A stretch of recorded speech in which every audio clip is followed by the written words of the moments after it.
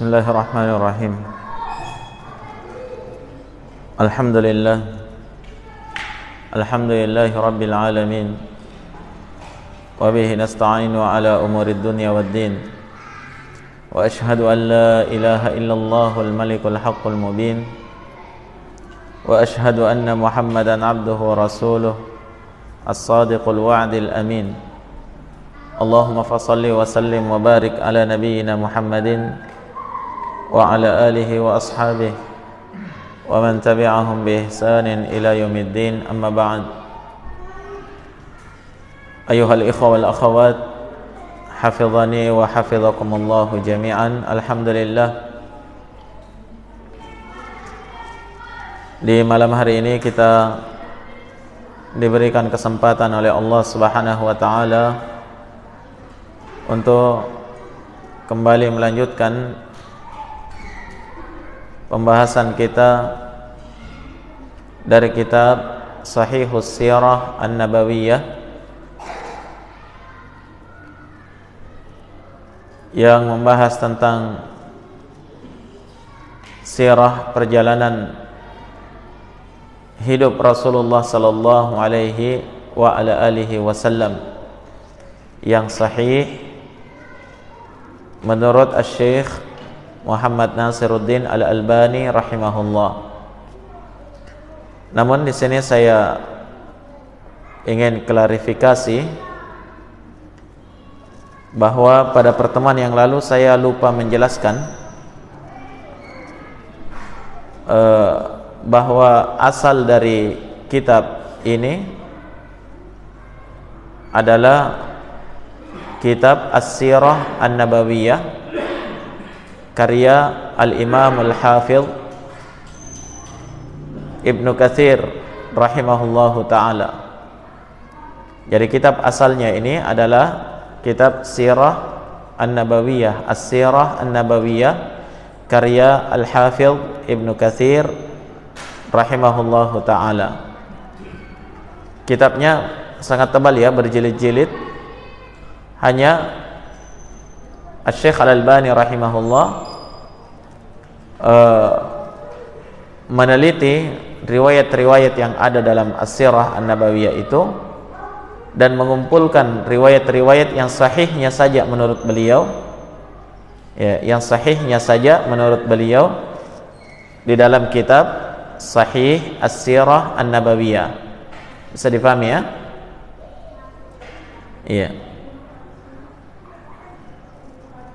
Jadi apa yang disebutkan oleh Asy-Syaikh Al-Albani dalam Sahihus Sirah ini sebenarnya adalah karya atau tulisan Al-Imam Ibnu Katsir rahimahullahu taala. Ya, hanya tidak diambil semua karena yang diambil oleh Al-Albani di sini hanya yang sahihnya saja. Nah, kata beliau rahimahullahu taala, wa qad ruwiya min turuqin mursalan wa mausulan anna nabiyya sallallahu alaihi wasallam qala kharajtu min nikahin wa lam ukhraj min sifahin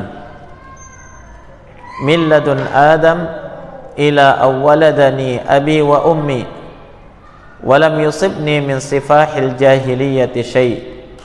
Wa hadha rawahu Ibnu Adi an Ali bin Abi Thalib wa sanadul mursal jayyid. Dan telah diriwayatkan dari beberapa jalan ya, dari banyak jalan secara mursal dan secara mausul. Nah, sekira masih ingat pelajaran mustalah hadisnya ya? Ya, apa yang dimaksud dengan riwayat yang mursal dan mausul? Tidak perlu lagi kita jelaskan karena akan memakan waktu. Bisa dimurajaah kembali.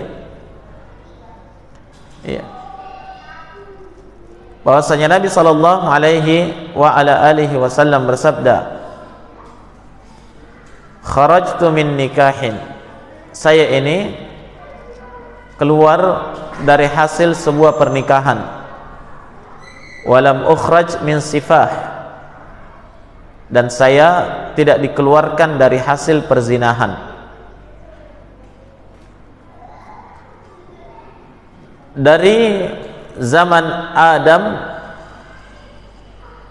sampai saya dilahirkan oleh ayah dan ibuku, dan saya tidak pernah disentuh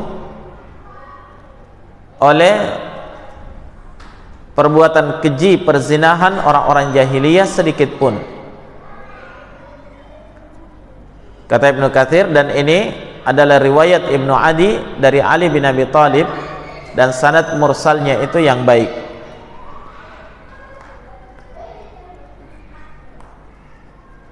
Beliau membawakan riwayat ini untuk menjelaskan betapa keturunan Nabi sallallahu alaihi wasallam itu adalah keturunan yang benar-benar bersih dan suci. Bahkan ketika masyarakat jahiliyah dahulu itu, perkara yang lumrah bagi mereka itu adalah kekejian dan perzinahan, maka orang tua Nabi sallallahu alaihi wasallam tidak tersentuh dengan perkara tersebut. Kenapa?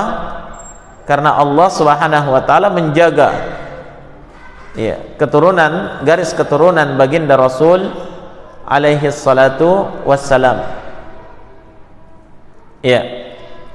Walaupun mereka hidup di zaman jahiliyah ketika itu. Dan banyak sekali Allah Subhanahu wa taala menampakkan bagaimana Allah benar-benar menjaga Nabi dari semua perbuatan-perbuatan jahiliyah. Bahkan sampai sebelum beliau lahir, Allah sudah jaga kesucian kedua orang tua Nabi, dijaga dari perzinahan.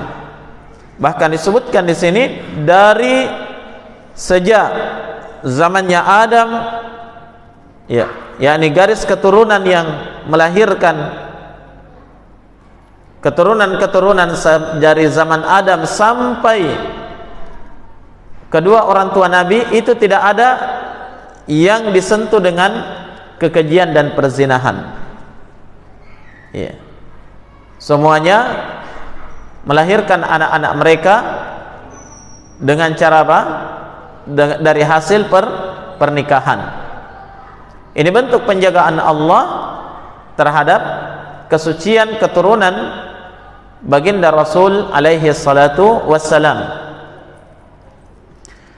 Dan contoh misalnya setelah Nabi dilahirkan, Nabi sudah dewasa. Sejak kanak-kanak sampai Nabi dewasa, Nabi itu benar-benar dijauhkan dari perbuatan-perbuatan jahiliyah, walaupun beliau hidup di tengah-tengah orang-orang jahiliyah.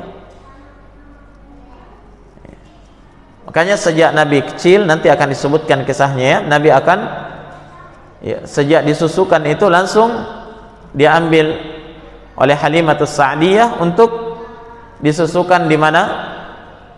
Di pedalaman, di tempat terpencil, sehingga beliau tidak terkontaminasi dengan adat-adat dan kebiasaan buruk orang-orang jahiliyah. Kemudian sampai ketika beliau sudah dewasa dan orang-orang jahiliyah melakukan kekejian-kekejian jahiliyah, maka Nabi sudah muncul dalam naluri beliau, Nabi tidak senang dengan perbuatan-perbuatan itu, melakukan kesyirikan. Jangan sampai ada yang menyangka Nabi kan hidup di masa orang-orang musyrik menyembah berhala. Mungkin Nabi dulu juga sempat menyembah berhala sebelum diangkat menjadi Nabi dan Rasul. Tidak pernah. Secara naluri Nabi memang sudah benci terhadap berhala-berhala jahiliyah itu. Nah, bahkan ketika Nabi melaksanakan ibadah haji, haji versi dahulu sebelum Nabi diutus menjadi Nabi dan Rasul. Nabi ikut haji bersama dengan orang-orang jahiliyah. Ketika orang-orang jahiliyah itu ya tawaf di Ka'bah dalam keadaan telanjang, Nabi tidak melakukan itu. Ya. Ketika orang-orang jahiliyah itu tawaf wukufnya di luar Arafah, Nabi memang sudah tunjukkan, ya, Nabi sudah mengikuti ajarannya Nabi Ibrahim dan beliau wukufnya di Arafah, tidak mau di luar Arafah. Seperti itu. Demikian seterusnya jamaah sekalian. Ya, Allah menjaga nabinya sampai detik-detik sebelum diturunkannya wahyu kepada Nabi sallallahu alaihi wasallam. Naam, di masa-masa itu Nabi sudah muak dengan perbuatan orang-orang jahiliyah, sehingga Nabi sallallahu alaihi wasallam lebih senang untuk bertahannuts, ya, menyendiri di Gua Hira, sebelum kemudian beliau diturunkan kepadanya wahyu, didatangi oleh Jibril alaihi salatu wassalam. Ini semuanya bukti nyata yang menunjukkan bahwasanya Nabi kita sallallahu alaihi wasallam itu benar-benar terjaga dari kotornya perbuatan dan keyakinan masyarakat jahiliyah dahulu, walaupun beliau terlahir, hidup, tumbuh dan berkembang di tengah masyarakat jahiliyah, sehingga terjaga. Kata Ibnu Katsir rahimahullah, wa thabata fi sahih al-Bukhari an Abi Hurairah radhiyallahu anhu qala Rasulullah sallallahu alaihi wasallam, bu'ittu min khairi quruni bani Adam qarnan fa qarnan hatta bu'ittu min al-qarni alladhi kuntu fihi. Dan telah sabit di dalam Sahihul Bukhari dari Abu Hurairah radhiyallahu an, beliau berkata bahwasanya Rasulullah sallallahu alaihi wasallam telah bersabda, bu'ittu min khairi quruni bani Adam, saya ini diutus dari masa yang terbaik dari kalangan anak cucu Adam. Dari masa ke masa, kata beliau, dari masa ke masa, masa yang paling baik itu adalah masa di mana terutusnya Nabi sallallahu alaihi wasallam menjadi nabi dan rasul. Ini bercerita tentang masanya, ya, waktunya, zamannya, bukan berbicara tentang individunya. Paham? Ya. Kalau berbicara tentang individunya, ya, ketika itu terjadi kerusakan yang sangat banyak dari kalangan orang-orang musyrikin, orang-orang jahiliyah. Tapi berbicara tentang masanya, waktunya, maka waktu yang terbaik itu adalah waktu di mana Nabi sallallahu alaihi wasallam diutus. Jadi dari masa ke masa itu berlalu sampai kemudian saya diutus di masa yang saya berada di dalamnya. Itulah masa yang terbaik, kata Rasul sallallahu alaihi wa ala alihi wasallam. Ya. Ini untuk menunjukkan kepada kita bahwasanya garis keturunan beliau garis keturunan yang bersih dari, ya, kekotoran-kekotoran masyarakat jahiliyah, adat dan kebiasaan mereka yang keji. Nabi bersih daripadanya. Kemudian yang harus kita pahami pula bahwa Nabi itu diutus di masa yang terbaik. Paham? Di waktu yang terbaik dari seluruh waktu yang ada. Waktu yang terbaik itu adalah waktu di mana Nabi sallallahu alaihi wasallam terutus dan hidup di dalamnya. Qala wa fi sahih Muslim min hadits Wathilah ibn al-Asqa anna Rasulullah sallallahu alaihi wasallam qala, inna Allah astafa min waladi Adam Ibrahim Ismail, min waladi Ibrahim Ismail, wastafa min bani Ismail bani Kinanah, wastafa min bani Kinanah Quraisyan, wastafa min Quraisyin bani Hashim, wastafani min bani Hashim. Kata beliau, dan di dalam Sahih Muslim dari hadits Wathilah ibnul Asqa radhiyallahu an, bahwasanya Rasulullah sallallahu alaihi wasallam telah bersabda, sesungguhnya Allah Subhanahu wa taala telah memilih dari anak keturunan Ibrahim, yang terbaiknya itu adalah Ismail. Sebagaimana yang kita pahami pada penjelasan yang telah lalu, bahwa Nabi Ibrahim itu punya berapa orang anak? 2 orang anak. Iya. Dari istri pertama beliau, Sarah, lahir siapa? Ishak. Kemudian dari istri keduanya, yaitu siapa? Hajar, itu lahir Ismail. Tayyib. Dari 2 anak Nabi Ibrahim ini, yang terpilih sebagai anak yang terbaik, walaupun semuanya anak yang baik ya, semuanya Nabi dan Rasul Allah, kan begitu. Tapi diantara yang baik ini, yang terbaiknya adalah siapa? Nabi Ismail, yang terpilih, yang terbaik. Kemudian kata Nabi, dan Allah memilih dari anak keturunan Nabi Ismail, yang terbaiknya itu adalah Bani Kinanah. Ya. Sudah kita jelaskan juga kemarin bahwa Nabi Ismail, setelah beliau dinikahkan dengan wanita dari bangsa Arab yang datang berkumpul di mana? Di sekitar Zamzam ya. Ya, Arabnya dari mana kemarin? Dari Yaman. Ya. Dinikahkan Nabi Ismail dengan wanita Arab, Nabi melahirkan banyak anak. Sekitar 12 orang anak laki-laki. Dari 12 orang anak laki-laki ini, semuanya nanti menjadi kepala suku, kepala kabilah dari keturunan-keturunan mereka. Ya. Di antara anak Nabi Ismail ada yang namanya Kinanah. Paham? Sehingga keturunannya Kinanah ini, suku keturunan Kinanah ini disebut Bani Kinanah.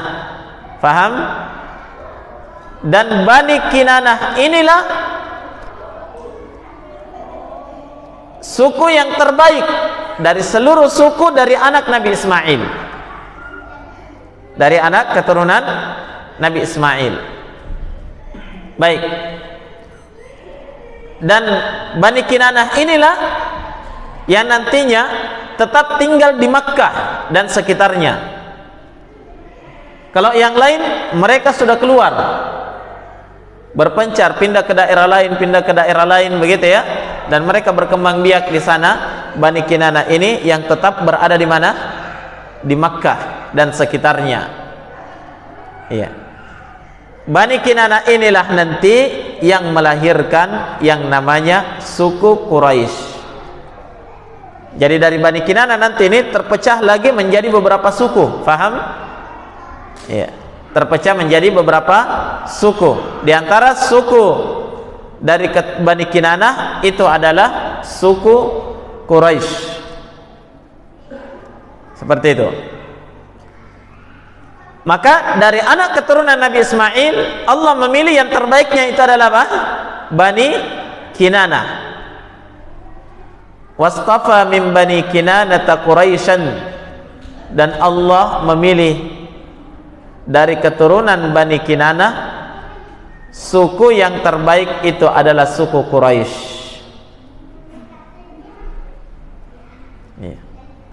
Dari suku Quraisy.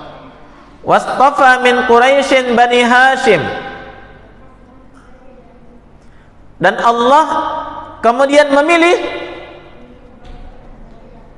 keturunan yang terbaik dari suku Quraisy, itu adalah keturunan Bani Hashim. Ya. Jadi Quraisy ini suku terbesar yang menghuni Makkah ketika itu. Paham? Ya, suku Quraisy. Ya.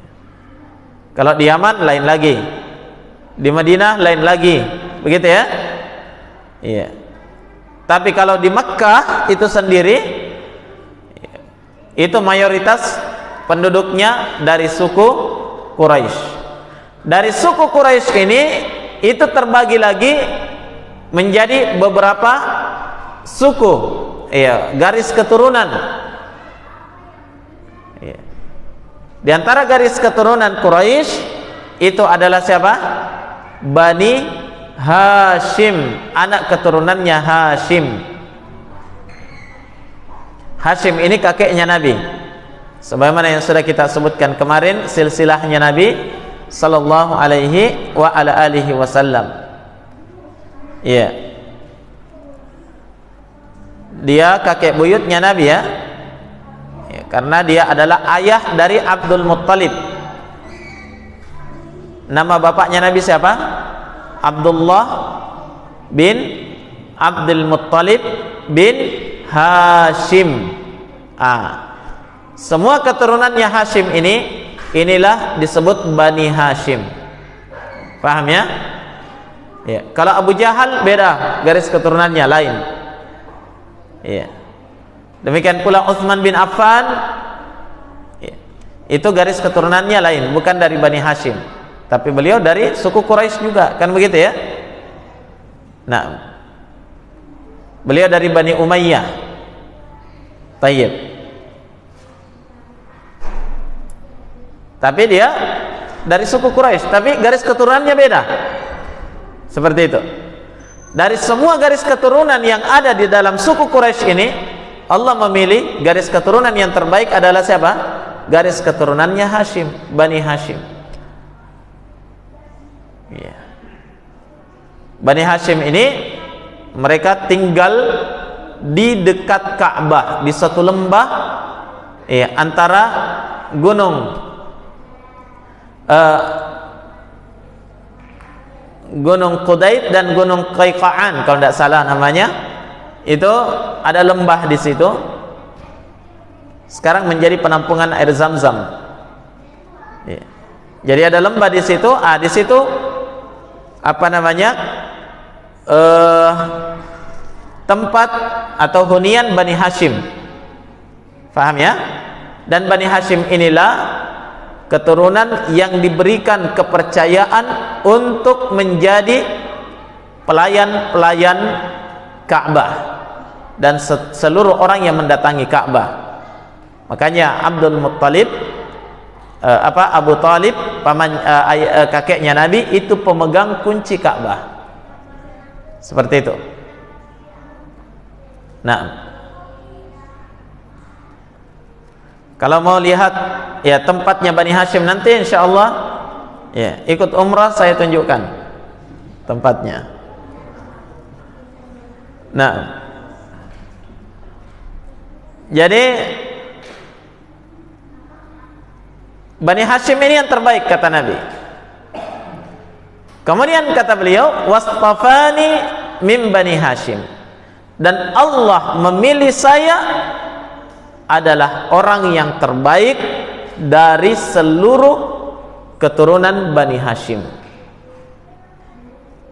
Jadi apa yang diterangkan oleh Nabi ini benar-benar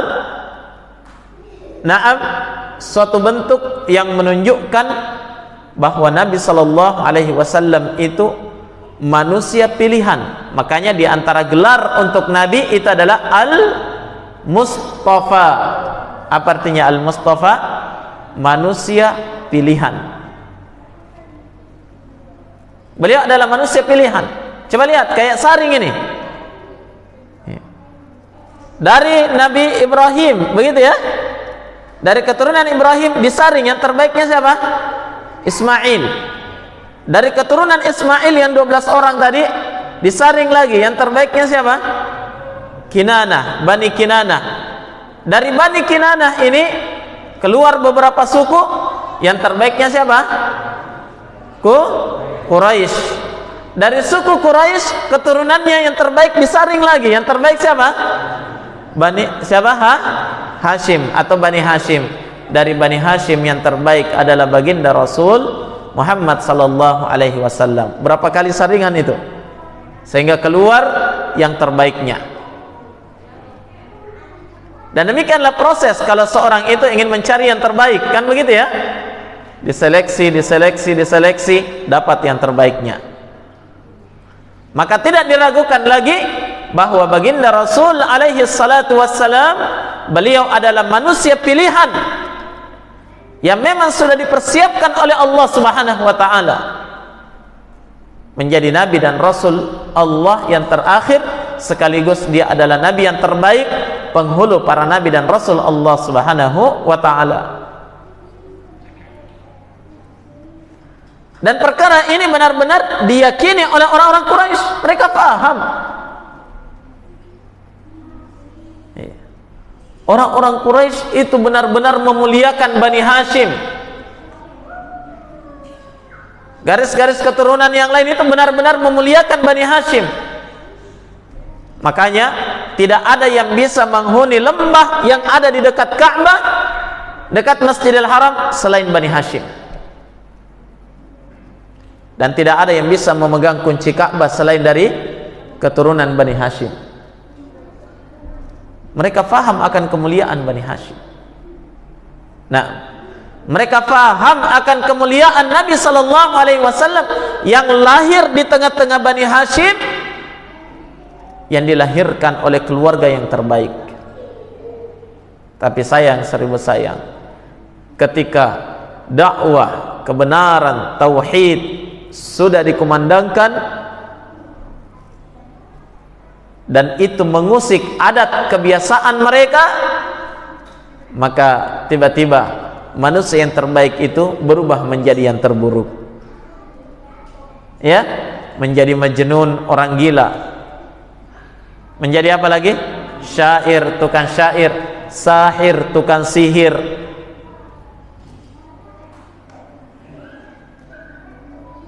Padahal mereka yakini bahwa ini manusia yang terbaik, dari keturunan yang terbaik. Nah, dan ingat ya, diterangkan keturunan Nabi sallallahu alaihi wasallam, atau beliau sendiri menerangkan kebaikan keturunan beliau, kesucian keturunan beliau, dan bagaimana Allah memilih beliau manusia yang terbaik. Ini bukan untuk berbangga, bukan untuk membanggakan garis keturunan, tapi ini beliau sebutkan untuk meyakinkan kepada umat, ya, jangan ragu akan kenabian dan kerasulannya. Ya. Sampai-sampai Hirakal, Raja Rom saja kemarin gimana ya? Tahu betul dia seperti itulah Nabi. Dia lahir dari garis keturunan yang terbaik, garis keturunan yang termulia. Tapi hawa nafsu, kebencian, kedengkian, ini yang menutupi hati-hati kebanyakan orang-orang Arab ketika itu, sehingga mereka menolak dakwah Rasulullah sallallahu alaihi wasallam. Iya. Qala wa rawal Imam Ahmad عن المطلب بن أبي وداعة قال العباس بلغه صلى الله عليه وسلم بعض ما يقول الناس قال فصعد المنبر فقال من أنا قالوا أنت رسول الله قال أنا محمد بن عبد المطلب أنا محمد بن عبد الله بن عبد المطلب إن الله خلق الخلق فجعلني في خير خلقه وجعلهم فرقتين فجعلني في خير فرقة وخلق القبائل فجعلني في خير قبيلة وجعلهم بيوتا فجعلني في خيرهم بيتا فأنا خيركم بيتا وخيركم نفسا صلوات الله وسلامه عليه دائما أبدا إلى يوم الدين. Telah diriwayatkan oleh Imam Ahmad dari Al-Muttalib bin Abi Wada'ah, beliau berkata, Al-Abbas pernah berkata, Al-Abbas bin Abdul Muttalib, pamannya Nabi sallallahu alaihi wasallam. Nah, Hanya Al-Abbas ini pamannya Nabi, tapi dia lebih muda dari Nabi. Iya. Jauh umurnya dari Nabi sallallahu alaihi wasallam. Tapi dari sisi garis keturunan Al-Abbas itu paman. Karena dia anak dari Abdul Muttalib. Iya. Bersaudara dengan Abdullah, ayahnya Nabi sallallahu alaihi wasallam. Taib. Al-Abbas beliau berkata, telah sampai kepada Nabi sallallahu alaihi wasallam beberapa ucapan manusia. Cerita-cerita orang yang berkembang di tengah masyarakat ya. Mungkin boleh dikata gosip-gosip muncul tentang Nabi sallallahu alaihi wasallam. Ketika sampai kepada Nabi berita-berita yang miring itu, Nabi pun sa'idal mimbar, beliau naik ke atas mimbar. Kemudian Nabi berkata, "Man ana, siapa saya?" Para sahabat berkata, "Anta Rasulullah, engkau adalah utusan Allah." Qal, maka Nabi pun bersabda, "Saya adalah Muhammad bin Abdullah bin Abdul Muttalib."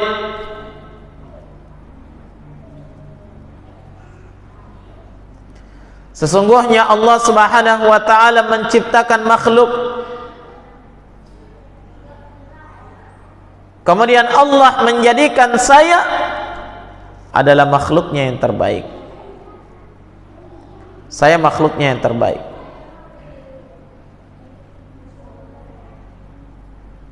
Nah, kemudian kata beliau, Allah Subhanahu wa taala menjadikan makhluk, ya seluruh makhluk itu terbagi dua. Maka Allah menjadikan saya pada kelompok yang terbaik. Wallahu a'lam, mungkin yang beliau maksudkan di sini manusia terbagi dua itu dari keturunan Nabi Ibrahim, ya, terbagi dua. Ada keturunannya siapa? Ismail, ada keturunan Ishak.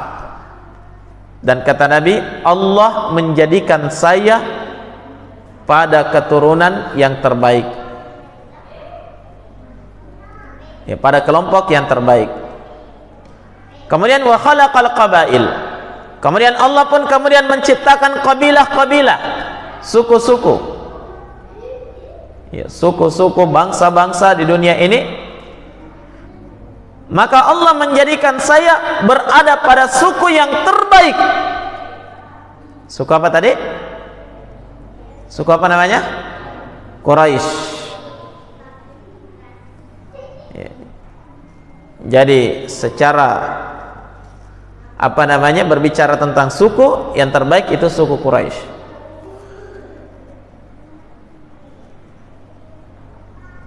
Dan suku Quraisy ini, ya, tetap ada sampai sekarang, ya, dan terjaga nasab mereka.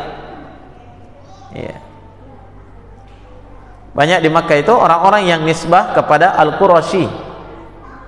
Ya, kalau ada orang yang namanya Al-Quraisy berarti dia orang Quraisy, suku Quraisy. Nah, jadi suku yang terbaik adalah suku Quraisy. Dan Nabi dilahirkan di tengah suku Quraisy. Kemudian kata beliau, Allah pun menjadikan untuk mereka, untuk manusia, buyutan, rumah tangga. Manusia dibagi lagi menjadi rumah tangga, ya. Ya. Ketika ada yang namanya rumah tangga, Allah menjadikan saya berada pada rumah tangga yang terbaik. Rumah tangganya Abdullah.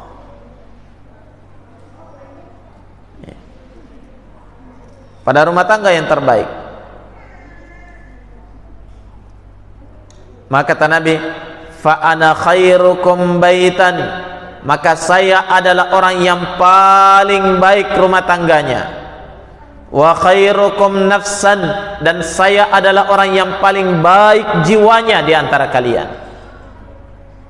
Sekali lagi, ini Nabi sebutkan bukan untuk berbangga, tapi menyebutkan hakikat. Ya, hakikat Allah Subhanahu wa taala menempatkan beliau pada derajat yang luar biasa itu. Nah, saya adalah sebaik-baik jiwanya di antara kalian. Salawatullahi wassalamuhu alaihi daiman abadan ila yaumil qiyamah. Kemudian kata beliau, wa thabata fis sahih anna Rasulullah sallallahu alaihi wasallam qala ana sayyidu waladi Adam yaumal qiyamati wala fakhr.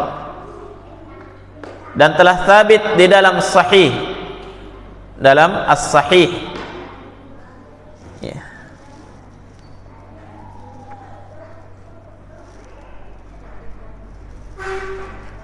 Walaupun menurut Syekh Al-Albani di sini bahwa as-sahih yang dimaksudkan di sini adalah sahih Muslim, ya. Telah sabit di dalam kitab as-sahih, yakni sahih Muslim, bahwasanya Rasulullah sallallahu alaihi wasallam telah bersabda, ana sayyidu waladi Adam yaumal qiyamah wala fakhr. Saya adalah sayyid. Apa artinya sayyid kemarin? Penghulu, pemimpin. Saya adalah pemimpin seluruh anak cucu Adam pada hari kiamat nanti. Wala fakhr. Dan ini disebutkan bukan untuk berbangga, tapi karena ilmu. Nabi harus sampaikan. Kapan Nabi tidak sampaikan? Masa saya mau sampaikan? Masa saya mau sampaikan sama orang saya adalah penghulu anak cucu Adam nanti pada hari kiamat? Ya, nanti orang bilang, sombong, tidak usahlah disampaikan. Akhirnya apa? Ilmu akan hilang, kan begitu ya? Iya. Jadi tidak ada jalan lain kecuali Nabi harus sampaikan ini supaya orang tahu, supaya orang paham dengannya. Makanya Nabi katakan wala fakhr. Tidak ada kebanggaan di dalamnya. Semata-mata menyampaikan ilmu, menyampaikan berita dari wahyu yang disampaikan oleh Allah Subhanahu wa taala. Karena kalau bukan Nabi yang sampaikan, siapa yang mau sampaikan? Hanya beliau yang menerima wahyu tersebut. Seperti itu ya. Nah, dari sini jamaah sekalian nampak dengan jelas betapa Nabi sallallahu alaihi wasallam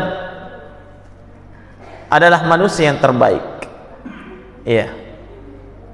Manusia yang terbaik. Makanya beliau juga disifati dengan khairul anam. Apa artinya khairul anam? Makhluk yang terbaik.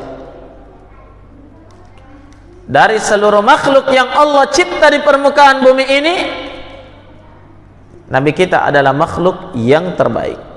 Faham? Iya. Beliau adalah makhluk yang terbaik. Sehingga jemaah sekalian, tidak ada alasan bagi orang-orang kafir untuk menolak dakwah beliau. Hanya yang jadi permasalahan di sini adalah kedengkian di dalam hati, kebencian di dalam hati yang menghalangi mereka untuk menerima apa yang datang dari Nabi sallallahu alaihi wa ala alihi wasallam. Baik. Sampai di sini jamaah sekalian selesai apa yang disebutkan oleh Syekh Al-Albani dalam Sahihus Sirah ini. Dari apa yang beliau saring dari kitab As-Sirah An-Nabawiyah, ya, yang sahih menurut beliau berupa nasab Nabi sallallahu alaihi wasallam yang mulia. Nah, maka pada pertemuan berikutnya insyaallah masuk pada pembahasan Maulid Rasulullah sallallahu alaihi wa ala alihi wasallam. Apa yang dimaksud dengan Maulid di sini? Nah, insyaallah kita akan bahas pada episode berikutnya. Mudah-mudahan ya ada manfaatnya insyaallah taala. Ya, dengan demikian kita semakin faham betapa ya tinggi nasab beliau dan betapa beliau adalah manusia yang benar-benar manusia yang terbaik, bukan sembarang orang yang dipilih oleh Allah menjadi penutup para nabi dan rasul itu. Naktafi bihadzal qadar. Subhanakallahumma bihamdik asyhadu an la ilaha illa anta astaghfiruka wa atubu ilaik. Walhamdulillahi rabbil alamin. Fadhalu wa hafizakumullah.